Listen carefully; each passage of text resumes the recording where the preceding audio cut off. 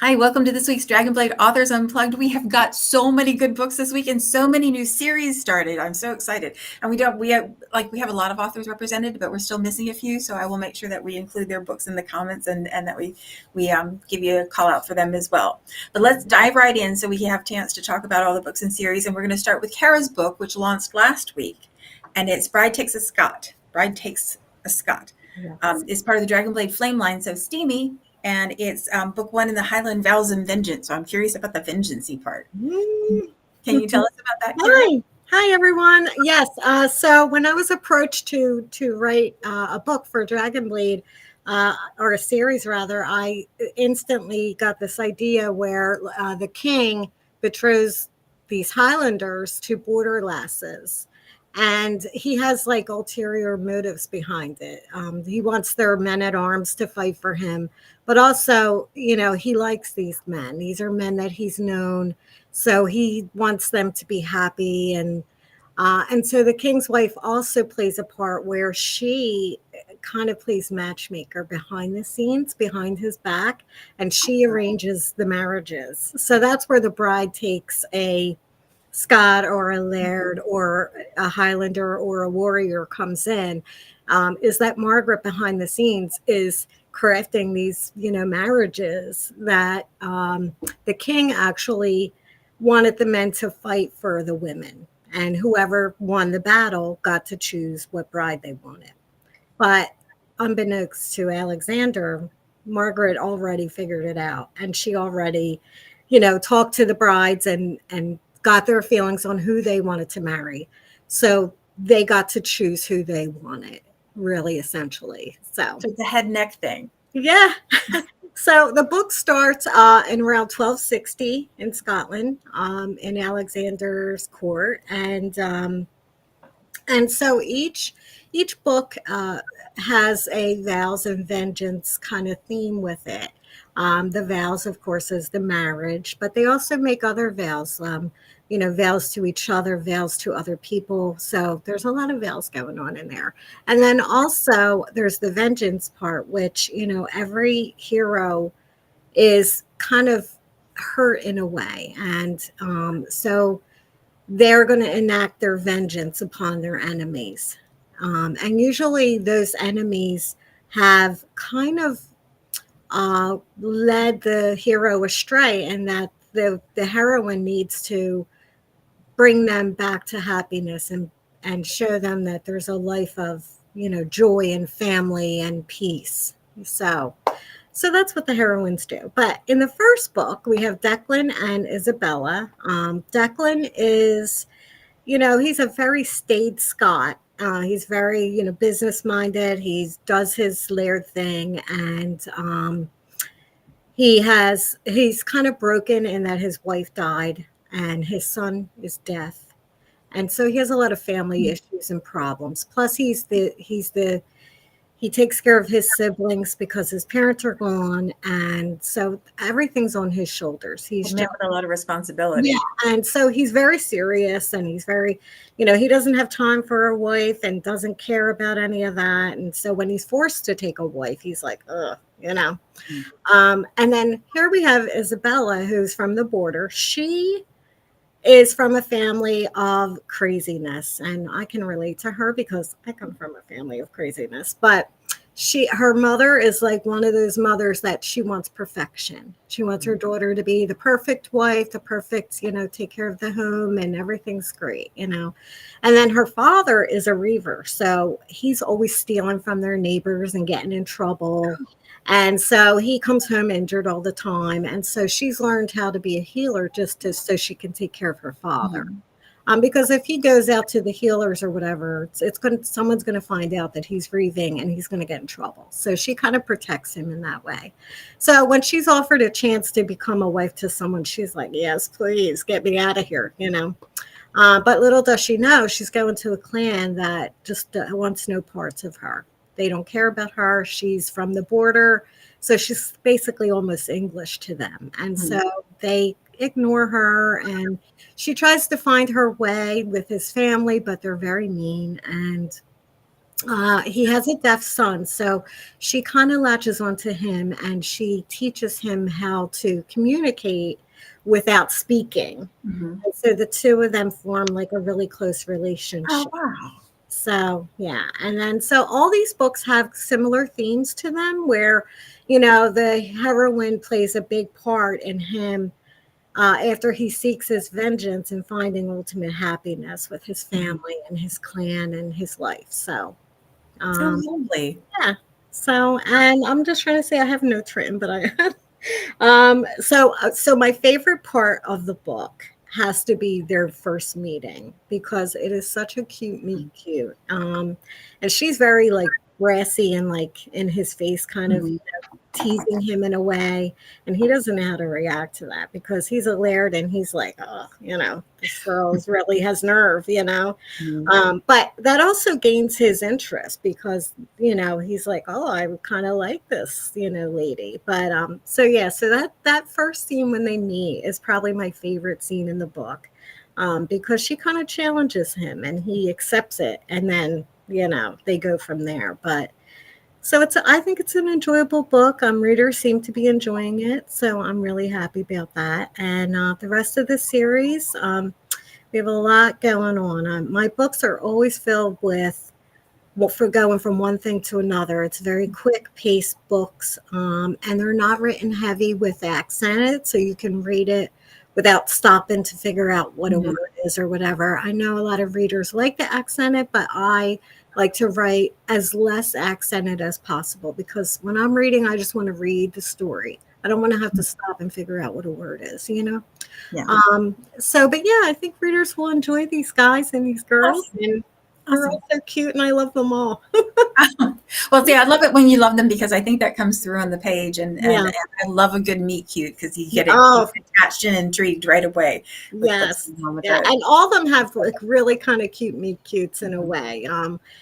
And I try to bring out their personalities in the meet cute so you Mhm. kind of get a sense of who they are and like why they're being the way they are. Yeah. So, and then the other thing too that I want to stress is that this series is it's about overcoming family drama and Mhm. heartache and situations that are just sad and like detrimental to their lives. And so a lot of times having that partner to lean on or to like help you overcome these issues is a big part of the book. So yeah, so that's what Awesome. the Highland Vales of Vengeance is all about, and I think everyone will love them. So, Oh, fantastic. Fantastic. Well, there's lots to look forward to there.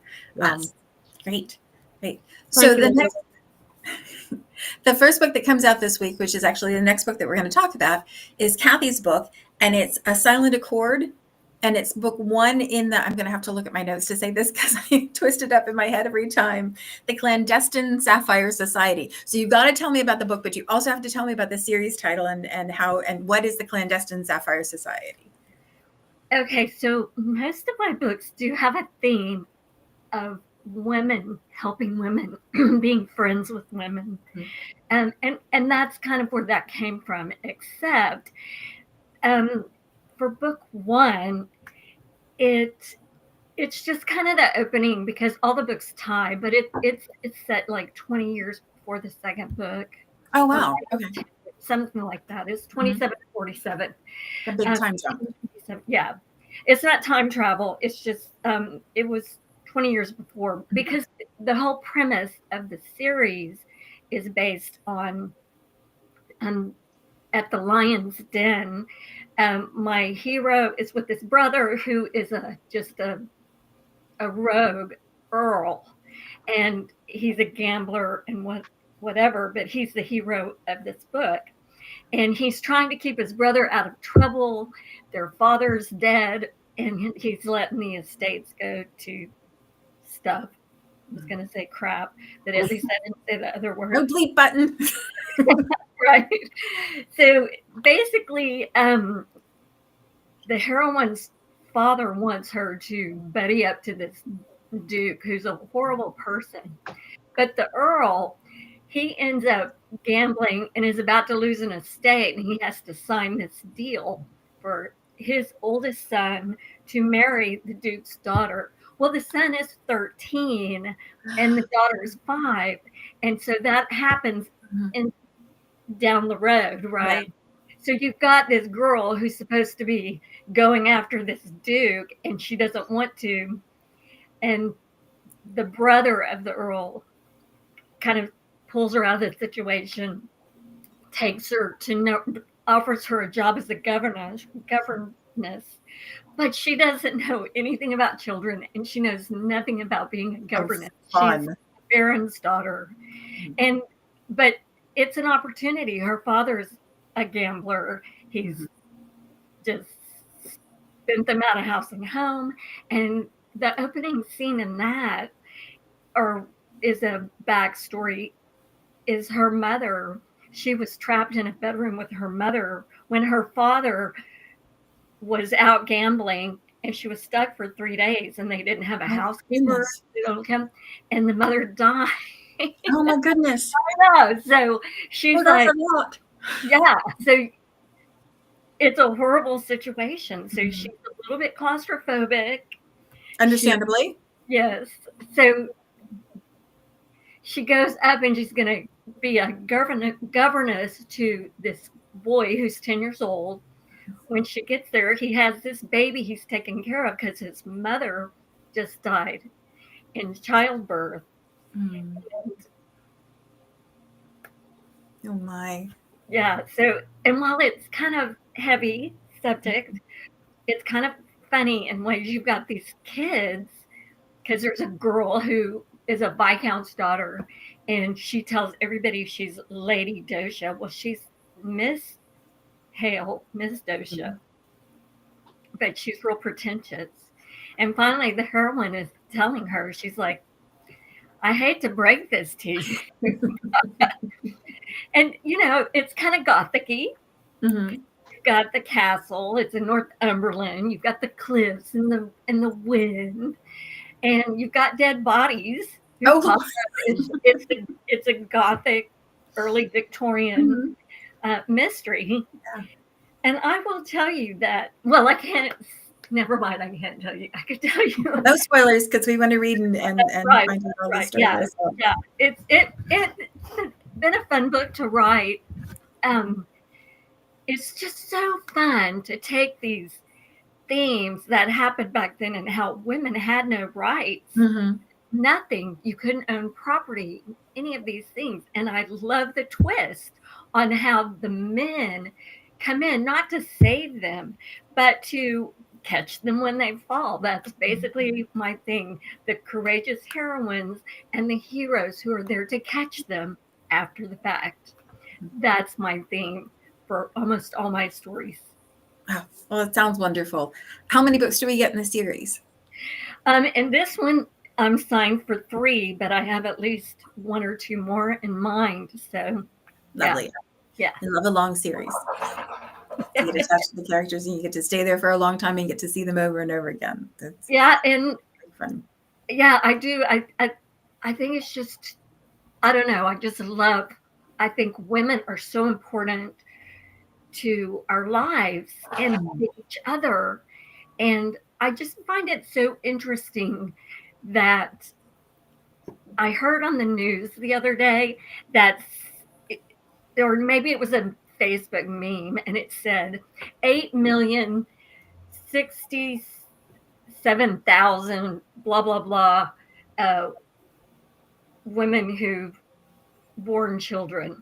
And then it said the same number for men who'd born children, which is 0. I thought that was funny, and it's true. And it just kind of, I wrap my head around that, and I probably almost used that very line. What are women, where are we without women in our lives who are having the children? You can't do without them, but why treat them like crap? It's terrible. Well, it has to be. Yeah, it has to really be a challenge to write, when you write historical, to write characters who historically would not have had a great deal of agency, and write them in a way so that they have agency, or discover a way to have agency within the construct. Yeah, and you can find that in so much, like in Amanda Quick books. I mean, she comes up with the most amazing inventive jobs for a woman who is usually down and out, a paid companion, or just somehow, and then she pulls the rug out from under the hero, and I just love it. It's just amazing. And it's something else that I pulled from reading gothic mystery way back when I was, in junior high. And those themes are just they're just universal and timeless. Yeah. Awesome. Well, there are lots of books to look forward to and lots of stories to come. So that's great news. So the next book that launched this week is actually Paula Quinn's book, and it's a Kids for All Time, and it's part of the For All Time series. Paula couldn't be here this week, but I'll make sure I pop the link in the comments so you can grab it if you haven't gotten it already. It's a time travel book, so it's in it, and it looks wonderful. And then the one after that is The Duke's Spinster by Eliana Pierce. And that one is also Dragonblade Flame. The cover for that one is like Regency Marilyn Monroe. It's just gorgeous, pink dress and blue background, and she just looks like she knows a lot of things. But that is book one in the Duke Dare series. So we've got lots and lots of new series launching this week. And another new series we have launching this week is Ella's series. It's also Ella's debut, and it is The Sapphire Heiress, and it's book one in the Silver Order. This is Moonrise, so this is historical fantasy. Ella, can you tell us about the book and about the series, please? Well, it also takes place in the Victorian era, and it's about a woman who is the daughter of a Filipina immigrant and an English shipbuilder. And she loses her fortune and is forced to become a governess in the very home that she was raised in. And then she meets this guy who, tells her that her father was actually a pirate, and instead of a shipbuilder. So she has to team up with him and he turns out to also be one of his enemies. So she has to team up with him to find her secret inheritance and hopefully escape this life of servitude that she's currently in. So it's basically a treasure hunt, and there's lots of suspense and adventure and action. One of the early reviewers said it was like Cinderella meets Pirates of the Caribbean, and I just love that analogy. And it's also a closed door, more of a sweet romance, but there's still plenty of yearning on the page. And the heroine, to describe her a little bit, she's a bit sheltered, but she very much yearns for a life of adventure that she knows that her father and her brother, both of them who passed away, once had. And the hero, he's a retired pirate. He's kind of tired of his life of crime. And he wants more. He knows that he's missing something in life. And he very much has a tortured and traumatized past, obviously, from his time as a pirate. And he's kind of a different sort of pirate because it kind of looks at what happens to pirates when they retire. And I discovered in a little bit of my research that historians believed pirates, some pirates might have come from wealthy, respectable families, particularly, privateers, and Blackbeard in particular. It's a theory.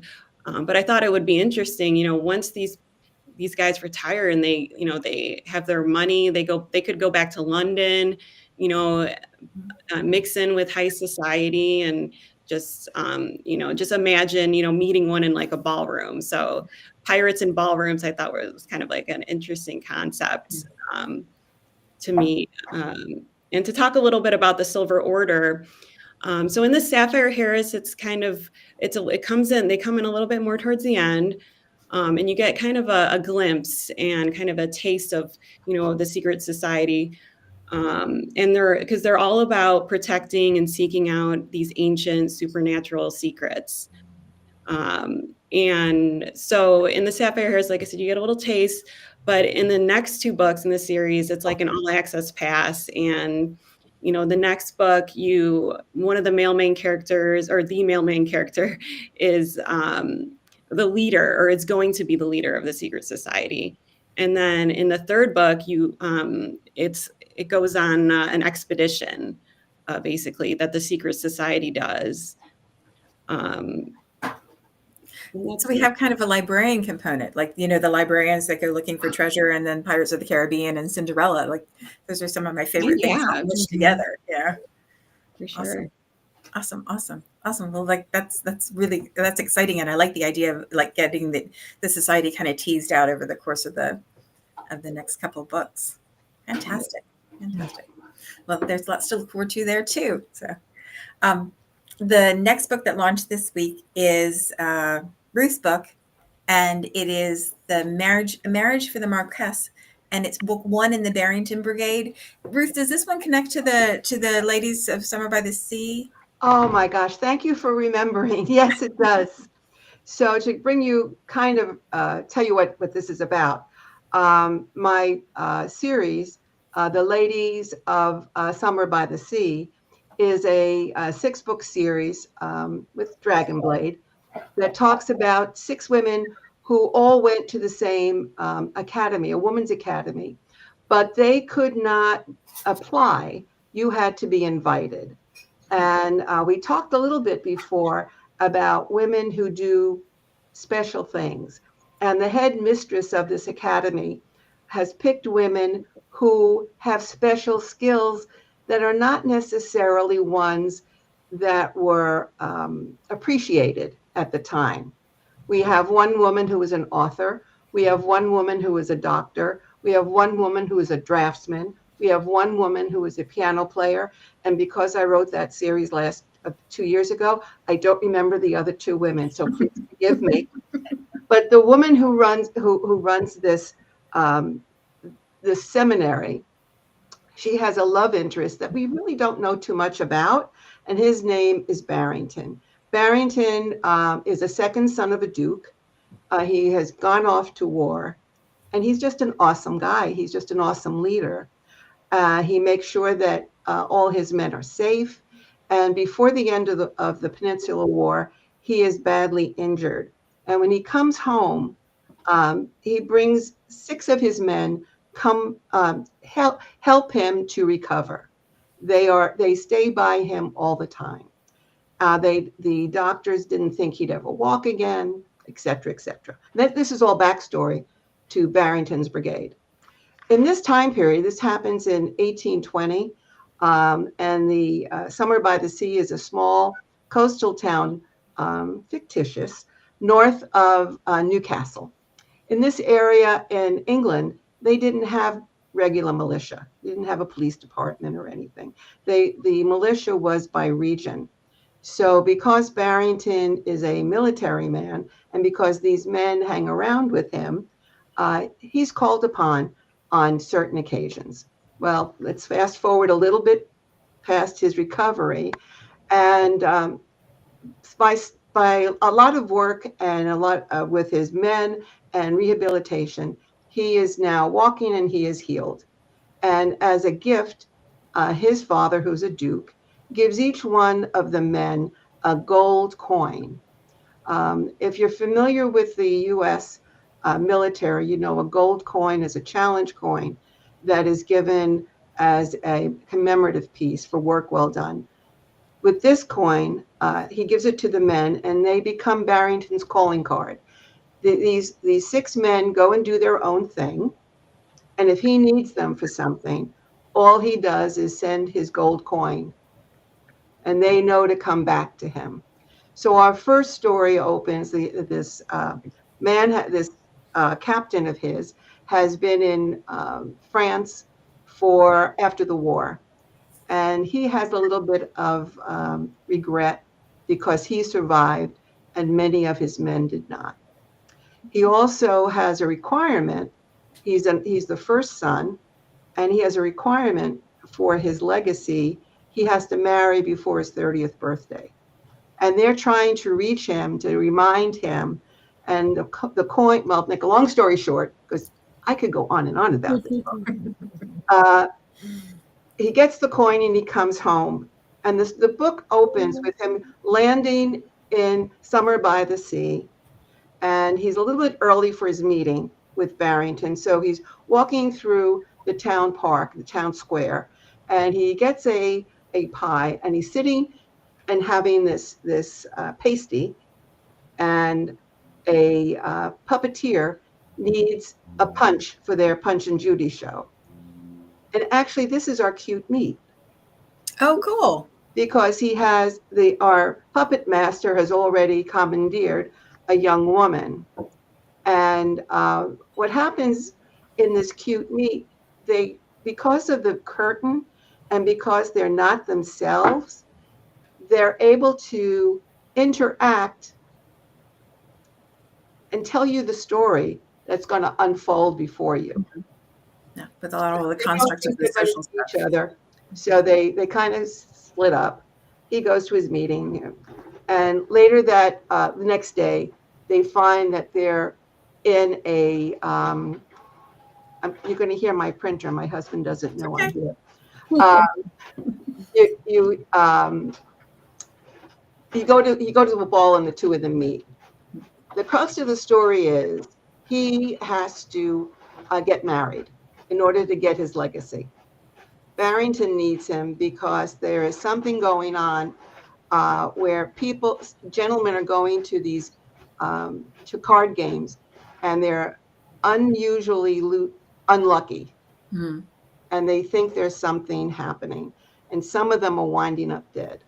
Ooh, dead is worse than unlucky. Right. And the young woman, her brother, we find out later, is one of the victims. He has been done out of his money and a lot of land, and she's stuck with the bills.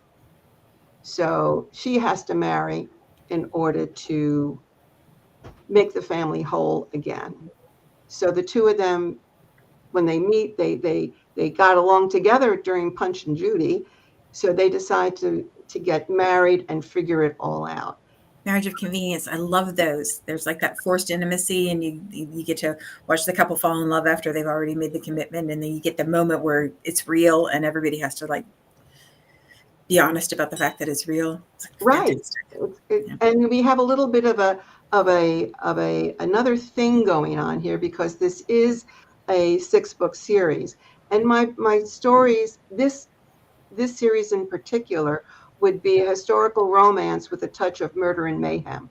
And what I created with this story, with this series, is a crime organization called the Order of Shadows, and they will permeate all 6 books. Oh wow, cool! And they're there to undermine the country, and try as they can to bring England down, and our heroes all come to their to save them. Fantastic. And I love a male-centric series too. I love a female-centric series too. I'm pretty easy to please that way. But I love it when you have kind of this found brotherhood, or this created brotherhood. So I think that's it was fun to create. The coin ideas, actually, my son received a coin. He's not in the service, but he received a coin because he does Department of Defense work. And he's on cybersecurity. I don't even know what he does, because if I knew, he'd have to kill me. So he showed me one of the tribute that he got from the general, and I got so excited that I figured I'd need to put it into a story. Awesome. Well, it sounds like a lot of fun. Well, ladies, it was fantastic talking to you this week. We don't have time to talk about anything else because we had so many books. So I'm going to say the same thing. This is my used car salesman pitch, that Dragonblade books are the best deal on release and pre-order. So you want to grab them right away. If you haven't gotten them, you can always read in Kindle Unlimited. I will make sure that I pop the links to all the books and series, even the ones that for the authors that we weren't able to talk to this week, in the comments. So if you haven't gotten them, you can grab them there. And ladies, thanks again for taking the time to talk to us. I really appreciate it. It was lovely having a chance to hang out with you for a few minutes this week. Thank you, Ellen.